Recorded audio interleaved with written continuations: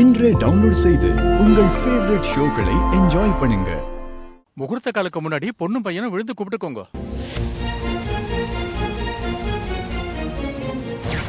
இன்னும் 3 மாசத்துக்கு அவங்கள கஷ்டமான எந்த வேலையும் பார்க்க விடாதீங்க. முக்கியமா குனிஞ்சு நிமிந்து வேலை பார்க்க கூடாது.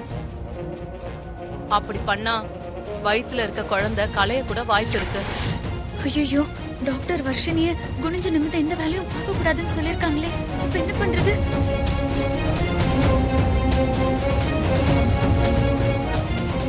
அசோக், வர்ஷினி 2 பேரும் விழுந்து கும்பிடுங்க. வர்ஷினி வேண்டாம், நீ கீழே விழுந்து கும்பிடாத.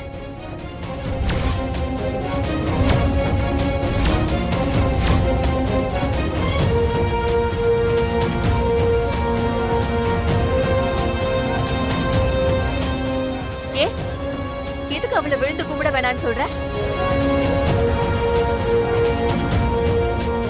இவளுக்கு இதே வேலையா போச்சு.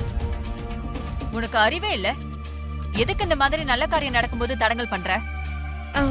இல்ல, தயவு செஞ்சு யாரும் தப்பா எடுத்துக்காதீங்க. வர்ஷினிக்கு உடம்பு சரியில்லைன்னு டாக்டர் கிட்ட கூட்டிட்டு போனப்போ அவ ரொம்ப வீக்கா இருக்கா, அதனால குனிஞ்சு நிமிந்து எந்த வேலையும் பார்க்க கூடாதுன்னு சொல்லிருக்காங்க.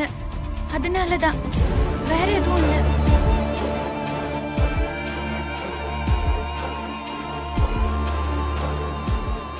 டாக்டர்லாம் அப்படிதான் சொல்லுவாங்க. அதெல்லாம் கேட்டுட்டு இருக்க முடியுமா?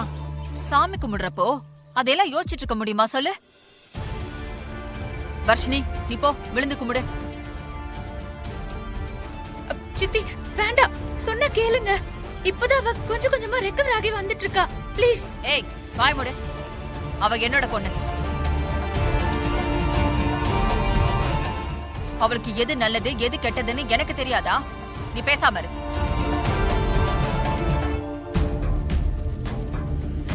அத்தை, என்ன அத்தை? அதான் இசை அவ்வளவு சொல்லிட்டு இருக்கல்ல. ஏன் சாமி அங்க நின்னு கும்பிட்டா சாமி ஏத்துக்காதா? விழுந்துதான் கும்பிடணுமா என்ன? பரவாயில்ல வர்ஷினி, நீ வந்து நின்னுட்டே சாமி கும்பிடு. என்னடா பேசுற நீ? வர்ஷினி ஒரு தடவை தரையில விழுந்து சாமி கும்பிடுறதுல என்னடா தப்பு?